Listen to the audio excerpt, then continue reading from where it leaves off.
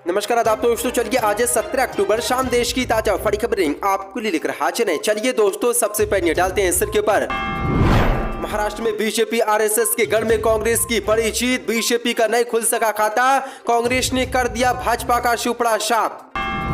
America को लगा पड़ा झटका, मुस्लिम देश ईरान ने की इस्लामिक देशों से एकजुट होने की अपील, कुरान का दिया हवाला। कौन होगा कांग्रेस का नया अध्यक्ष? आज 40 पोलिंग स्टेशन के 68 बूथों पर डाले जा रहे बोर्ड। मल्लिकार्जुन खड़गे और शशि थरूर में है मुकाबला। गुजरात विधानसभा चुनाव के लिए ओवैसी ने अपनी पार्टी के 2 और उम्मीदवारों की घोषणा। ओवैसी बोले, इंशाअल्लाह इस बार गुजरात में भाजपा का करूंगा सुपड़ा साफ। भुखमरी रिपोर्ट को लेकर राहुल गांधी का मोदी पर बड़ा हमला। कहा, पीएम मोदी और उनके मंत्री कहेंगे भारत में भुखमरी नहीं बढ़ रही, बल्कि दूसरे देशों के लोगों को भूख ही नहीं लग रही। मनीष सिसोदिया को आज सीबीआई कर सकती है गिरफ्तार। आज सीबीआई शराब नीति मामले में मनीष सिसोदिया से करेगी पूछताछ। ज्ञान वापी मस्जिद से जुड़े 2 मामलों पर आज सुनवाई। बजू खाने में गंदगी मामले में हो सकता है कोर्ट का बड़ा आदेश।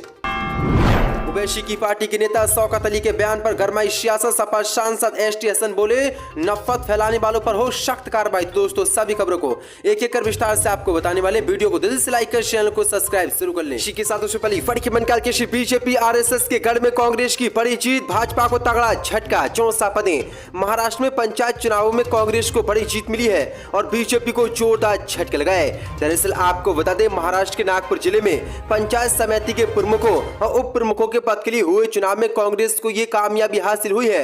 आधिकारिक सूचना के मुताबिक भाजपा इस चुनाव में प्रमुख का एक भी पद नहीं जीत सकी और उप प्रमुखों के 3 पदों पर ही अपने उम्मीदवारों को बिठा पाई है। इस चुनाव के लिए शनिवार को वोट डाले गए थे, उसी दिन परिणाम की घोषणा कर दी गई थी। दरअसल आपको बता दें, नागपुर के पंचायत समिति के चुनाव में बड़ी हार बीजेपी के लिए इसलिए बहुत बड़ा झटका माना जा रहा है क्योंकि ये पार्टी का गढ़ है और यहाँ पर आरएसएस का मुख्यालय भी है। दरअसल आपको बता दें, नागपुर जिले में पंचायत समिति चुनाव के बाद प्रमुखों के 13 पदों में से 9 पदों पर कांग्रेस ने कब्जा किया है और उप प्रमुखों के 13 में से 8 पद भी कांग्रेस के पास गए हैं। जिले के अधिकारियों के मुताबिक एनसीपी ने 3 प्रमुख पद अपने नाम किए हैं, जबकि उद्धव की अगुवाई वाली शिवसेना को भी 1 प्रमुख पद मिला है। लेकिन बीजेपी यहां पर अपना खाता नहीं खोल सकी और कांग्रेस ने पूरी तरीके से बीजेपी आरएसएस के गढ़ में भाजपा का सुपड़ा साफ कर दिया। इसी के साथ भारत समेत अमेरिका को तगड़ा झटका। ईरान ने की इस्लामिक देशों से एकजुट होने की अपील, कुरान का दिया हवाला। 64 पदें। अमेरिका को आज मुस्लिम देश ईरान ने तगड़ा झटका दिया है। दरअसल आपको बता दें, ईरान में हिजाब के खिलाफ हुए विरोध प्रदर्शनों को लेकर एक बार फिर से इस देश के supreme leader ayatollah Ali Khamenei ने चेतावनी जारी की है। इस बार उन्होंने कड़ा संदेश देने के साथ इस्लामिक देशों को एकजुटता दिखाने की अपील की है। सरकारी टीवी चैनल पर दिए भाषण में जहां उन्होंने कहा कि ईरान एक शक्तिशाली पेड़ है जिससे कोई डिगा नहीं सकता है,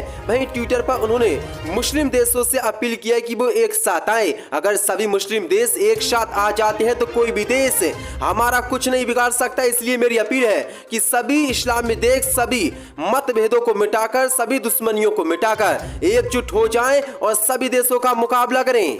इसी के साथ गुजरात विधानसभा चुनाव के लिए ओवैसी ने जारी की 2 और उम्मीदवारों की लिस्ट। कहा, इस बार भाजपा का करूंगा गुजरात में सुपड़ा साफ। 64 पदें। गुजरात में इस साल के आखिर में विधानसभा चुनाव होने जा रहे हैं। इसी बीच राजनीतिक दल चुनाव के लिए अपनी पूरी ताकत झोंकने में लगे हैं। राज्य विधानसभा चुनाव के लिए चुनावी पार्टियों की तैयारियां जोरों शोरों से चल रही हैं। एक तरफ जहां प्रधानमंत्री मोदी का गुजरात दौरा जारी है, वहीं दिल्ली के मुख्यमंत्री अरविंद केजरीवाल भी गुजरात में ताबड़तोड़ रैलियां कर रहे हैं। इसी बीच एआईएमआईएम चीफ अशुद्दीन ओवैसी ने अपनी पार्टी के 2 उम्मीदवारों के नामों की घोषणा की है। ओवैसी ने ट्वीट कर इसकी जानकारी दी है। ओवैसी ने अपने ट्वीट में लिखा है कि गुजरात असेंबली इलेक्शन के लिए ऑल इंडिया मजलिस इत्तेहादुल मुस्लिमीन के 2 उम्मीदवारों की घोषणा करते हुए खुशी हो रही है। 49 बापूनगर सीट से शहनवाज खान पठान और 163 सिबायत सीट से अब्दुल बशीर शेख को ओवैसी ने उम्मीदवार बनाया है। ओवैसी ने लिखा कि इंशाअल्लाह एआईएमआईएम गुजरात के लोगों को एक मजबूत स्वतंत्र राजनीति का आगाज देगी और भाजपा का अब की बार सुपड़ा साफ करेगी। इसी के साथ कौन बनेगा कांग्रेस का अध्यक्ष? आज 40 पोलिंग स्टेशनों के 68 वोटों पर डाले जा रहे हैं वोट। खड़गे थरूर में है मुकाबला। 64 पदें। देश की सबसे पुरानी पार्टी कांग्रेस के नए अध्यक्ष के लिए आज चुनाव है, जिसके लिए 40 पोलिंग स्टेशन के 68 पोलिंग बूथ पर देश भर के 9,800 पीसीसी डेलीगेट मतदान करेंगे। मतदान को लेकर सभी तैयारियां कर ली गई हैं। चुनाव में मुकाबला वरिष्ठ नेता मल्लिकार्जुन खड़गे और शशि थरूर के बीच है। देश भर में बने बूथों पर मतदान सुबह 10 बजे से शुरू हो चुका है। फिर मतदान के बाद सभी मत पेटियों को सील किया जाएगा और उसके बाद उन्हें दिल्ली लाया जाएगा। फिर 19 अक्टूबर को मतगणना होगी।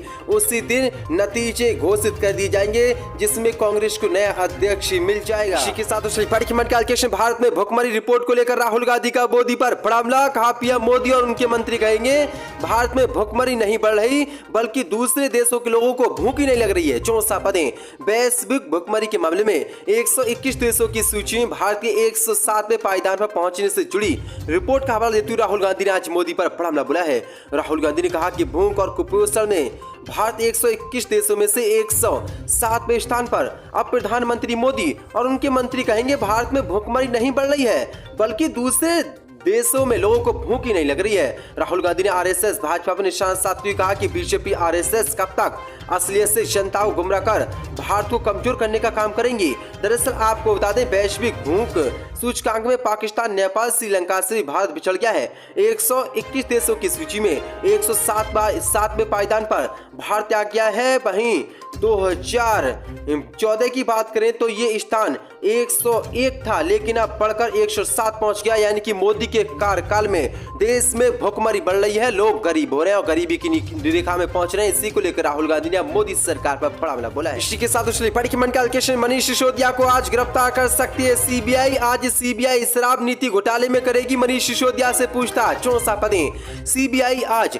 दिल्ली के डिप्टी सीएम और आपके नेता मनीष सिसोदिया से आबकारी नीति मामले में पूछताछ करेगी। डिप्टी सीएम मनीष सिसोदिया ने कहा कि मेरे खिलाफ जो केस चलाया जा रहा है वो फर्जी है। इनका मकसद मुझे गिरफ्तार करके जेल में डालना है ताकि मैं गुजरात ना जा सकूं। गुजरात में बीजेपी बुरी तरह हार रही है। दरअसल आपको बता दें, इससे पहले भी कल प्रेस कॉन्फ्रेंस करते हुए आम आदमी पार्टी के नेता ने गंभीर आरोप लगाया था और कहा था कि बीजेपी की मोदी सरकार आज सीबीआई द्वारा दिल्ली के उप मुख्यमंत्री मनीष सिसोदिया को गिरफ्तार करा लेगी, क्योंकि बीजेपी नहीं चाहती गुजरात में मनीष सिसोदिया प्रचार करे, क्योंकि वहां पर भाजपा का आम आदमी पार्टी अब के चुनाव में सुपड़ा साफ करनी चाहिए। लेकिन अब बड़ी अपडेट निकल के सामने, कुछ ही देर में सीबीआई शराब नीति घोटाले मामले में मनीष सिसोदिया से पूछताछ करेगी, जिसके बाद मनीष सिसोदिया को आज गिरफ्तार किया जा सकता है। बड़ी अपडेट है। इसी के साथ ज्ञान वापी मस्जिद से जुड़े 2 प्रकरणों पर आज सुनवाई। बच्चू खाने में गंदगी मामले में हो सकता है आदेश। 64 पदें।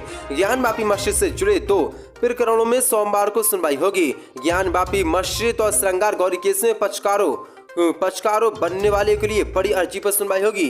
वहीं बच्चू खाने में गंदगी फैलाने व नेताओं की बयानबाजी मामले में आदेश आने की संभावना है।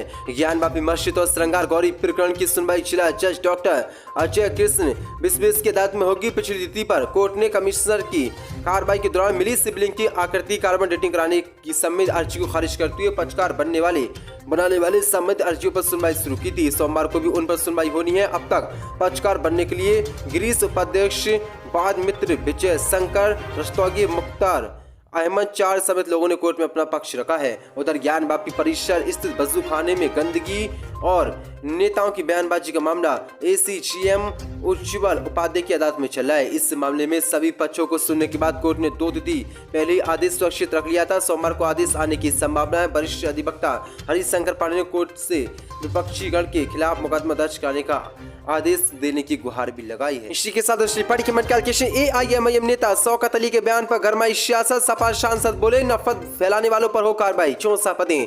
ओवैसी की पार्टी ऑल इंडिया मजलिस इत्तेहादुल मुस्लिमीन के उत्तर प्रदेश के अध्यक्ष शौकत अली के भड़काऊ भाषण मामले को लेकर राजनीति गर्मा गई है। सपा सांसद डॉक्टर एस्टर हसन ने शौकत अली पर जमकर निशाना साधा है। उन्होंने कहा कि इस प्रकार से आपत्तिजनक बयान देने वालों को तुरंत कार्रवाई होनी चाहिए। हमारा देश हिंदू मुस्लिम एकता वाला देश है, यहाँ पर नफरत के लिए कोई जगह नहीं है। दरअसल आपको बता दें, एआईएमआईएम के अध्यक्ष शौकत अली ने एक जनसभा को संबोधित करते हुए मुसलमानों को हिंदुओं के खिलाफ भड़काऊ बयान दिया था। उन्होंने कहा कि मुसलमान 2 निकाह करते हैं तो इज्जत से करते हैं, लेकिन तुम एक शादी करते हो, 3 महिलाओं से संबंध रखते हो और समाज में छुपाते हो। यही नहीं, उन्होंने बीजेपी पर भी हमला बोलते हुए कहा कि मुसलमानों ने 832 साल हुक्मरानी की है। उस समय हिंदू जी हुजूरी करते थे। उन्होंने भाजपा पर हमला बोलते हुए कहा कि हमारा संविधान सभी को अपने हिसाब से कपड़े पहनने का अधिकार देता है, लेकिन सरकार इस पर रोक लगा रही है।